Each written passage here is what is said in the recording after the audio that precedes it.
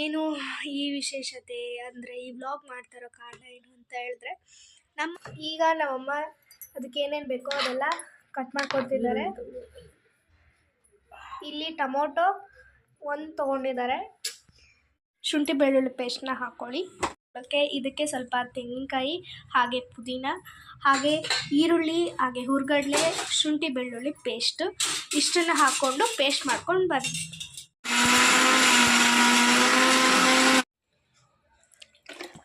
ಈಗ ಈ paste ready ಆಗಿದೆ.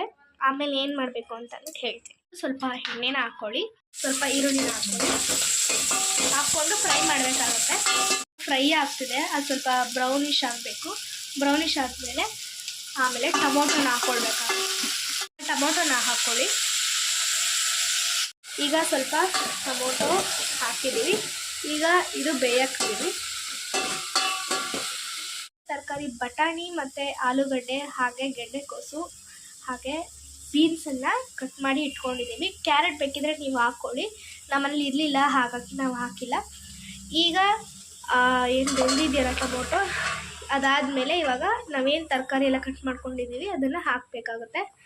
ಹಾಕಿ ಸ್ವಲ್ಪ ಅದನ್ನು ಬೇಯಿಸ್ಬೇಕು. ರುಚಿಗೆ ತಕ್ಕಷ್ಟು ಉಪ್ಪನ್ನು ಹಾಕಿ ಬೇಯೋಕ್ಕೆ ಬಿಡಬೇಕು. ಇದಕ್ಕೆ ಮಸಾಲೆನ ಆ್ಯಡ್ ಮಾಡಬೇಕಾಗುತ್ತೆ. ನಾವೇನು ಪೇಸ್ಟ್ ಮಾಡಬೇಕು ಇಟ್ಕೊಂಡಿರ್ತೀವಲ್ಲ ಅದನ್ನು ಆ್ಯಡ್ ಮಾಡ್ತಾ ಇದ್ದಾರೆ. ಈಗ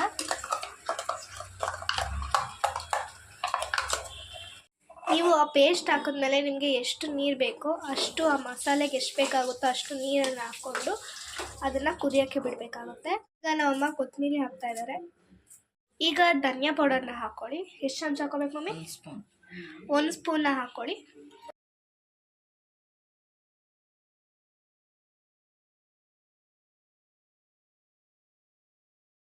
ಹಾಗೂ ಫೈನಲ್ ಲುಕ್ ಹೀಗಿದೆ. ಚಪಾತಿ ಜೊತೆ ತಿಂತಾ ಇದ್ದೀವಿ. ತುಂಬಾ ಚೆನ್ನಾಗಿದೆ. ಹೇಗಿದೆ ಮಮ್ಮಿ ಟೇಸ್ಟು? ಎಲ್ಲರೂ ಮಾಡಿಕೊಂಡು ಈ ರೆಸಿಪಿನ ತಿನ್ನಿ. ಹಾಗೆ ಹೇಗೆ ಬಂದಿತ್ತು ಅಂತ ಅನ್ನೋದನ್ನು ಕಮೆಂಟ್ ಲಿಸ್ಟಲ್ಲಿ ತಿಳಿಸಿ. ಅನ್ನದಲ್ಲಿ ಬ್ಯಾಟಿಂಗ್ ಮಾಡ್ತಾ ಇದ್ದೀವಿ.